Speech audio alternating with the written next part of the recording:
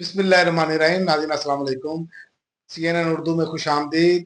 और CNN उर्दू में आज फिर हमारे साथ सीनियर साफ़ी हाफिज़ इमरान साहब मौजूद हैं। आज इनसे चूँकि मौजूदा सूरत हाल पाकिस्तान की और इंटरनेशनल सूरत हाल, ये दोनों मिक्स करके हम सवालात करेंगे। लेकिन सबसे पहले बहुत शुक्रिया आप साहब आपका ज्वाइन करने का। आप साहब सबसे पहले ये बताएं कि आज जो खबर चल रही है कि नेशनल डायलॉग के हवाले से, और उसमें मुतालबा ये है कि अपना जो कैदी हैं उनको रिहा किया जाए, लेकिन उसमें इमरान खान का जिक्र नहीं है। आपसे यही पूछना है कि क्या माइनस इमरान की ये पॉलिसी चल रही है, या इमरान खान के बगैर कोई मामला आगे बढ़ सकते हैं, क्योंकि इमरान खान ही तो जेल में है। बाकी आप इस मंजरनामे को कैसे देख रहे हैं? बहुत शुक्रिया आतिफ साहब। जब बात की जाए नेशनल डायलॉग की तो डायलॉग होने चाहिए मुल्क में। मुफाहमत का जो एक सिलसिला है वो होना चाहिए। जो मुल्की हालात इस वक्त जा रहे हैं, जो इस वक्त इंटरनेशनल एक सिनेरियो चल रहा है, तो उसमें हमारे मुल्क पाकिस्तान को जो है वो एक बड़ी कलीदी हैसियत हासिल है। और बहसीत एक एटमी और जिम्मेदाराना तर्ज अमल है हमारा। एक बड़े एक बेहतरीन किस्म का एक हमारा चेन ऑफ कमांड भी है। और ये जो सारा सिनेरियो जो इस वक्त इंटरनेशनल लेवल पे चल रहा है, जो वेनेजुएला और दीगर जो मामला चल रहे हैं, रूस यूक्रेन का मामला चल रहा है, तो इस वक्त मौजूदा जो सूरत हाल है इसमें कौमी मुफाहमत के ऊपर बहुत ज़्यादा अब जोर होना चाहिए और डायलॉग मुफाहमत होना चाहिए। सियासी पार्टियों में डायलॉग जो आपस में होता है वो एक जमहूरियत का हुस्न है। और जब लेकिन इसमें मैं आपको आतिफ साहब ये बताऊं कि डायलॉग अगर करना है तो तमाम पार्टीज बशमूल इमरान खान किया जाए।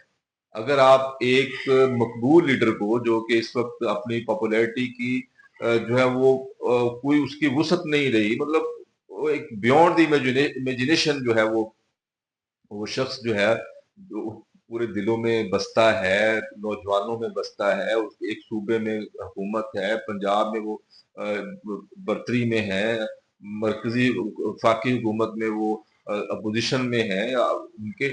लेकिन आप अगर उनसे डायलॉग नहीं करेंगे तो इस मुफाहमत का क्या फायदा। और स्टेक होल्डर्स को भी चाहिए। मैं जो इस वक्त असल जहां पे ताकत का जो सरचश्मा है, उनको भी चाहिए कि एक स्टेप जो है वो भी लें आगे। फिर वो दूसरे जो फरीक हैं पीटीआई, वो भी फरीक आगे आए और एक डायलॉग की सूरत हाल बननी चाहिए। ये मुल्क के लिए बहुत फायदेमंद चीज साबित होगी। और दूसरा आप साहब जो वेनेजुएला के वसाइल पर इस टाइम, क्योंकि ट्रंप तो सरेआम ये बात कर रहे हैं ना कि ये हमारे कंट्रोल में आ गया है, और वो आगे बढ़ते चले जा रहे हैं। आप इसको कैसे देख रहे हैं, क्योंकि रूस और चीन भी अपनी जगह पर अपनी सब बंदी कर रहे हैं। ये आप अगला मंजरनामा इसका क्या हो सकता है?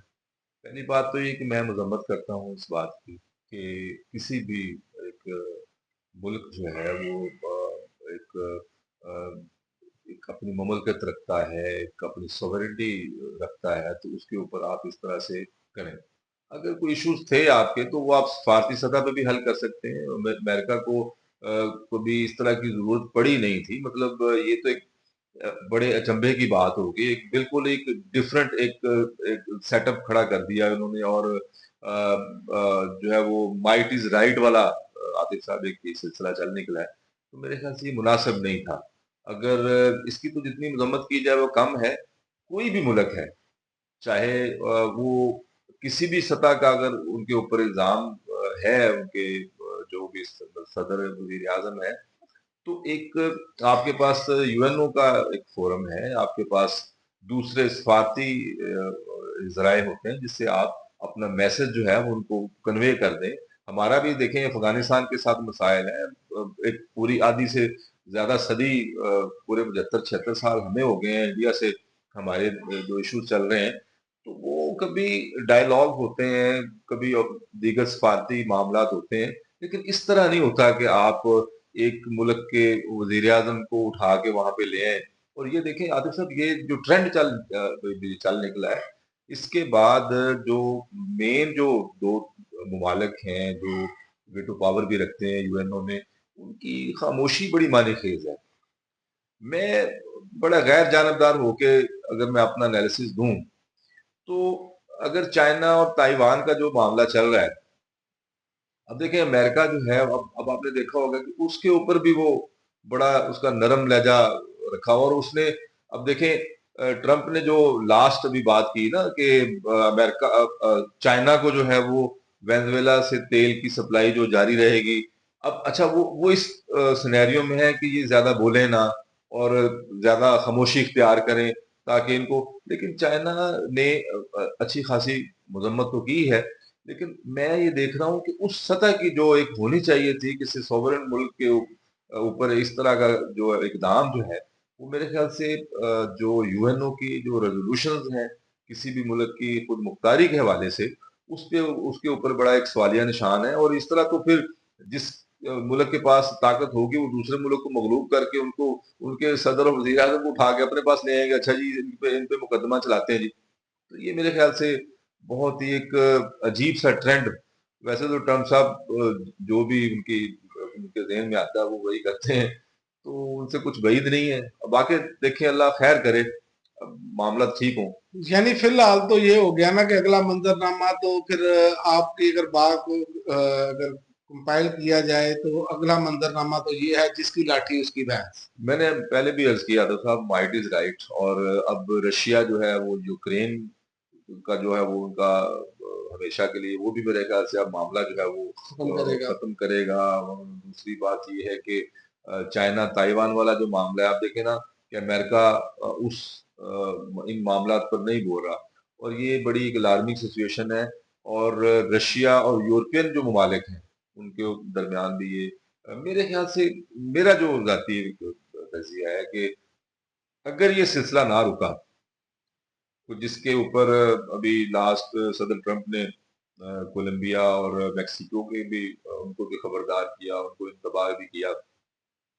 तो ये जो सिलसिला है, ये अगर इसी तरह सिलसिला चलता रहा, तो मेरे ख्याल से दुनिया को तीसरी जंग अजीम से आदत साहब कोई नहीं रोक सकता। और ये बड़ी बदकिस्मती होगी।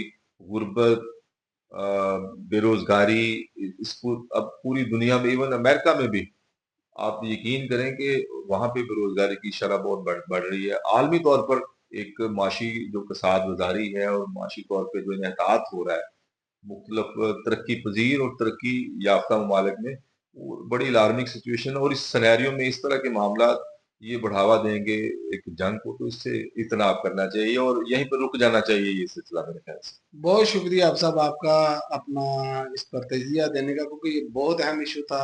इस पे आपने अपनी राय का इजहार किया और बिल्कुल ऐसे ही नजर आ रहा है। बाकी जो हमारे नाजरीन हैं वो हमें इस पर जरूर गाइड करेंगे किस चीज़ पे हमारा प्रोग्राम होना चाहिए। अब तक के लिए नाज़रीन इतना ही। अगली वीडियो तक इजाज़त दें। अल्लाह हाफ़िज़।